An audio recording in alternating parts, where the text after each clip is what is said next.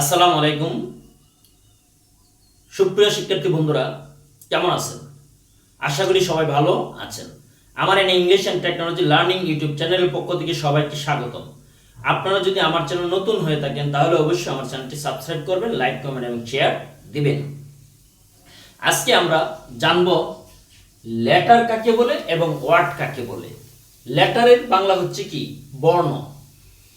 Letter কাকে বলে? ভাষা লিখে প্রকাশ করার সাংকেতিক চিহ্নকে লেটার বা বর্ণ বলে।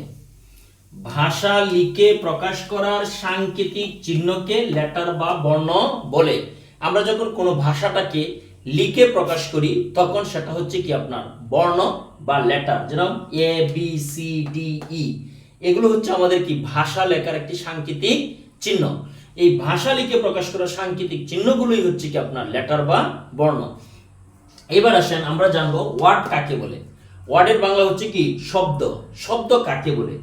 কয়েকটি বর্ণ পাশাপাশি বসে যদি একটি অর্থ প্রকাশ করে তবে তাকে ওয়ার্ড বা শব্দ বলে। কয়েকটি বর্ণ পাশাপাশি বসে যদি একটি অর্থ প্রকাশ করে তবে তাকে ওয়ার্ড বা শব্দ বলে। যেমন cat, garden, college, dog, red ইত্যাদি।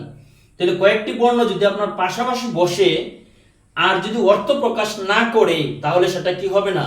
ওয়ার্ড হবে না। যদি কয়েকটি বর্ণ পাশাপাশি বসে অর্থ প্রকাশ করতে পারে তাহলে সেটা হবে কি? ওয়ার্ড বা শব্দ। সবাই ভালো থাকুন, সুস্থ থাকুন। আল্লাহ হাফেজ।